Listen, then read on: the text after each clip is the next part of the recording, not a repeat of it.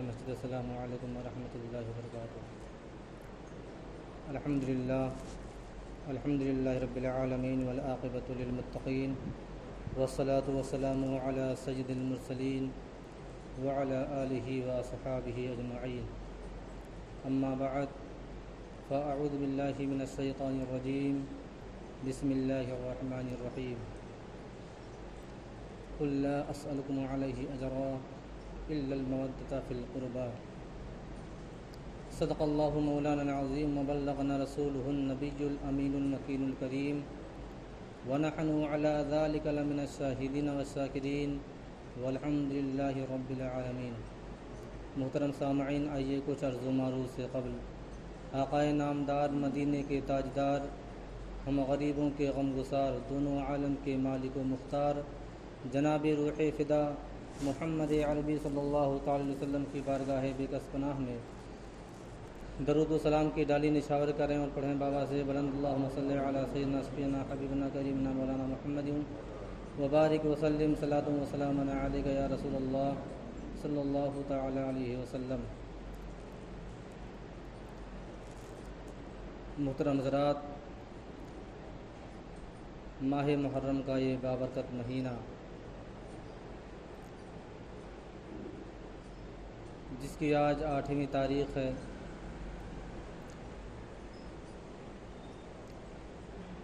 اسی ماہ میں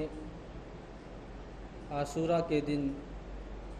یعنی 10ویں محرم الحرام کو یہ ایسی تاریخ ہے، اس تاریخ میں بہت سے انبیاء کرام کی باتیں پوشیدہ ہیں۔ اسی ماہ میں 10ویں محرم الحرام کو حضرت امام علی مقام امام حسین رضی اللہ تعالی عنہ، جو کربلا کی سرزمین پر دین اسلام کے خاطر اپنے 72 نفوس قدسیہ کے ساتھ جام شہادت نوش فرمایا۔ محرم الحرام کا یہ ایک ایسا مہینہ ہے جس کے چاند ہوتے ہی اس مہینے کی سوچ میں لوگوں کے دلوں پر عجیب سی کیفیت طاری ہو جاتی ہے۔ حضرت امام حسین رضی اللہ تعالی عنہ کی وہ یادگار تاریخ جسے دنیا ہر سال دہراتی ہے، اور امام حسین رضی اللہ تعالی عنہ کے واقعات، ان کی فضیلتیں، ان کے مرتبے کو لوگ سننے کے لیے بے چین رہتے ہیں۔ بہت سے ایسے واقعات، چاہے وہ انبیاء کے ہوں، چاہے اولیاء کے ہوں، یا کسی اللہ کے خاص بندے کے ہوں، کوئی بھی مسلمان چند بار سننے کے بعد اسے اکتاہٹ محسوس ہوتی ہے، لیکن حضرت امام حسین رضی اللہ تعالی عنہ کی وہ ذات بابرکات ہے، ہر سال ہر مسلمان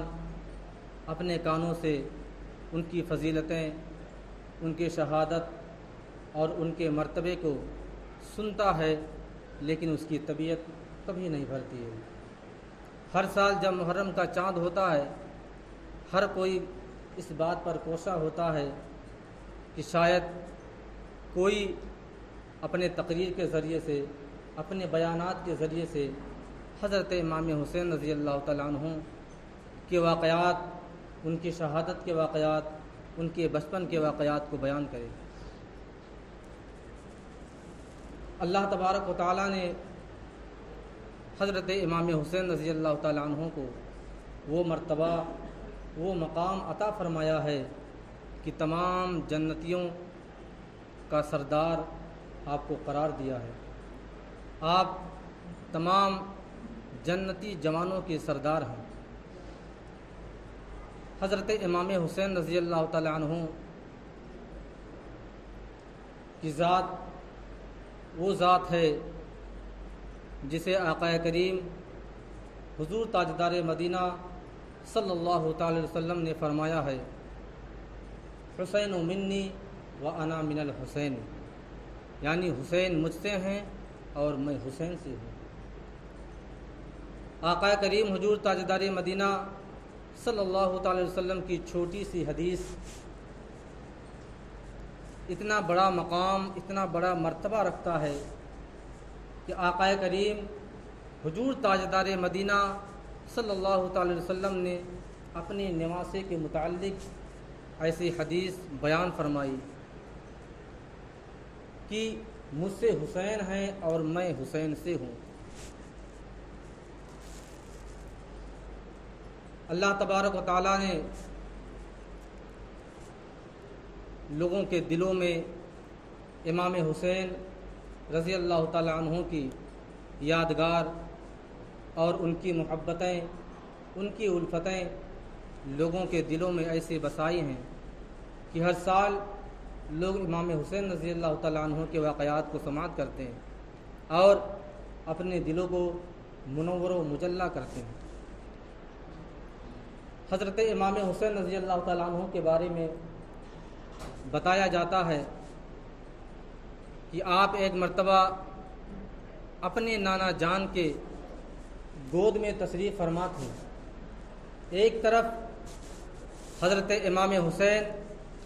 اور دوسری طرف آپ کے لخت جگر حضرت ابراہیم تھے۔ حضرت ابراہیم رضی اللہ تعالیٰ عنہ جو آقا کریم حضور تاجدار مدینہ صلی اللہ تعالی وسلم کے صاحبزادے ہیں، اور امام حسین جو آپ کے نواسے ہیں، ایک مرتبہ ایک زانو پر حضرت امام حسین اور دوسرے زانو پر حضرت ابراہیم تشریف فرما تھے۔ اچانک جبریل آتے ہیں اور عرض کرتے ہیں، یا رسول اللہ، آپ اپنے نواسے اور اپنے بیٹے سے کتنی محبت کرتے ہیں؟ آقا کریم حضور تاجدار مدینہ صلی اللہ تعالی وسلم نے ارشاد فرمایا، اے جبریل امین، میں جتنی محبت اپنے بیٹے سے کرتا ہوں اس سے کہیں زیادہ محبت اپنے نواسے امام حسین سے کرتا ہوں۔ آپ اتنی زیادہ محبت کرتے تھے دونوں لوگوں سے، اپنے بیٹے سے بھی اپنے نواسے سے بھی۔ لیکن جبریل امین عرض کرتے ہیں، یا رسول اللہ، آپ اپنے بیٹے سے اپنے نواسے سے جتنی محبت کرتے ہیں، اللہ تبارک و تعالیٰ بھی آپ کے بیٹے سے، آپ کے نواسے سے کہیں زیادہ محبت کرتا ہے۔ اور اللہ تبارک و تعالیٰ کا پیغام لے کر کے آیا ہوں۔ حضرت جبریل امین کرتے ہیں، یا رسول اللہ، اللہ تبارک و تعالیٰ کا پیغام ہے کہ اے جبریل، جاؤ میرے محبوب سے فرما دو، میرے محبوب سے کہہ دو کہ میرا محبوب اپنے لخت جگر سے، اپنے نواسے سے جتنی محبت کرتا ہے اتنی محبت میں بھی ان کے نواسے اور لخت جگر سے کرتا ہوں۔ اور جبریل امین نے عرض کیا، یا رسول اللہ، اللہ تبارک و تعالیٰ چاہتا ہے کہ آپ بھی محبت کرتے ہیں اور رب کائنات بھی محبت کرتا ہے، ایسا کرے کہ آپ اپنے پاس ایک کو رکھ لیں اور ایک کو اللہ تبارک و تعالیٰ کے حوالے کر دیں، کیونکہ اللہ تبارک و تعالیٰ بھی اتنی ہی محبت کرتا ہے جتنی آپ محبت کرتے ہیں۔ آقا کریم حضور تاجدار مدینہ صلی اللہ علیہ وسلم تھوڑی دیر کے لیے غور و فکر میں محو ہو گئے، سوچنے لگے، سوچ میں مبتلا ہو گئے، اور آپ نے سوچا کہ اگر میں اپنے لخت جگر نور نظر حضرت ابراہیم کو رب تبارک و تعالیٰ کے حوالے کرتا ہوں تو صرف اور صرف تکلیف مجھے ہوگی، لیکن اگر اسی جگہ پر میں اپنے نواسے امام حسین کو اللہ تبارک و تعالیٰ کے حوالے کرتا ہوں تو تکلیف مجھے بھی ہوگی اور تکلیف فاطمۃ الزہرا کو بھی ہوگی۔ آپ نے غور کیا، بہت سوچا سمجھا، اور اس کے بعد آپ نے فیصلہ کیا، اے جبریل امین، میرے لخت جگر حضرت ابراہیم کو لے جاؤ اور اللہ تبارک و تعالیٰ کی بارگاہ میں پیش کر دو، کیونکہ اگر میں اپنے لخت جگر سے جدا ہو جاؤں گا تو تکلیف صرف مجھے ہوگی، لیکن اگر امام حسین جدا ہو جائیں گے تو ان کے نانا جان کو بھی تکلیف ہوگی، اور میری لخت جگر نور نظر فاطمہ الزہرا کو بھی ہوگی۔ آپ نے فیصلہ کیا کہ آپ میرے لخت جگر حضرت ابراہیم کو رب کی بارگاہ میں پیش کر دیں۔ 3 ہی دن گزرے تھے، 3 دن گزرا تھا، حضرت ابراہیم کی طبیعت بگڑنا شروع ہو گئی، آپ کی طبیعت خراب ہو گئی، آپ کے جسم پر کپکپی طاری ہو گئی، آپ کا جسم لاجواب ہو گیا، جواب دینے لگا، آپ کی سانسیں ٹوٹنے لگی، یہاں تک کہ حضرت ابراہیم کی سانس ٹوٹ جاتی ہے اور آپ کا وصال پرملال ہو جاتا ہے۔ آقا کریم حضور تاجدار مدینہ صلی اللہ تعالی علیہ وسلم بہت روئے، بہت گڑ گڑائے، آپ کو بہت صدمہ پہنچا، بہت تکلیفیں ہوئیں، لیکن جب آپ کو روتے ہوئے صحابہ کرام نے دیکھا، آپ نے صحابہ کرام نے عرض کیا، یا رسول اللہ، آپ تو فرماتے ہیں کہ کسی کے انتقال پر رونا نہیں چاہیے، کسی کے انتقال پر گڑ گڑانا نہیں چاہیے، کسی کے انتقال پر، کسی کے وصال پر، کسی کے دنیا سے چلے جانے پر غم نہیں کرنا چاہیے، پرملال نہیں ہونا چاہیے۔ آقا کریم حضور تاجدار مدینہ صلی اللہ تعالی وسلم نے ارشاد فرمایا، اے میرے صحابہ، میں نے رونے سے منع نہیں کیا ہے، میں نے کسی کے انتقال پر رونے سے منع نہیں کیا ہے، میں نے نوحہ کر کے رونے سے منع کیا ہے، میں نے آواز لگا کر کے رونے سے منع کیا ہے، اس طرح خاموشی سے رونے پر میں نے منع نہیں کیا ہے۔ بتانے کا مقصد یہ ہے کہ حضور تاجدار مدینہ صلی اللہ تعالی وسلم اپنے نواسے امام حسین رضی اللہ تعالی عنہ سے کتنی محبت، کتنی الفت کرتے تھے کہ آپ نے اپنے لخت جگر کو رب کی بارگاہ میں پیش کرنا منظور کیا، لیکن اپنے نواسے امام حسین کو نہیں۔ اس سے اندازہ لگایا جا سکتا ہے کہ آقا کریم حضور تاجدار مدینہ صلی اللہ تعالی علیہ وسلم امام حسین رضی اللہ تعالیٰ عنہ سے کتنی محبت فرماتے ہیں۔ ایک مرتبہ آپ مسجد نبوی میں تشریف فرما تھے، امام حسین رضی اللہ تعالیٰ عنہ آئے اور آپ کے سامنے سے دوڑ لگا کر کے آگے گزر گئے۔ آقا کریم نے آواز لگائی، حسین ادھر آؤ، لیکن امام حسین کے کانوں تک شاید آواز نہیں پہنچی، آپ آگے گزر گئے۔ اور پھر جب صحابہ نے سنا کہ آقا کریم امام حسین کو آواز لگا کر کے بلانا چاہتے ہیں، صحابہ نے جا کر کے عرض کیا، امام حسین آپ کو آقا بلا رہے ہیں، چلیے آپ ان کی خدمت میں، آپ کو یاد کر رہے ہیں۔ لیکن جب امام حسین واپس پلٹتے ہیں تو آقا کریم حضور تاجدار مدینہ صلی اللہ تعالی علیہ وسلم اپنے آغوش کو پھیلا دیتے ہیں، اپنے دونوں ہاتھوں کو دراز کر کے، جس طرح ماں اپنے بیٹے کو آغوش میں لینے کے لیے اپنے بیٹے کا دور سے انتظار کرتی ہے، آقا کریم حضور تاجدار مدینہ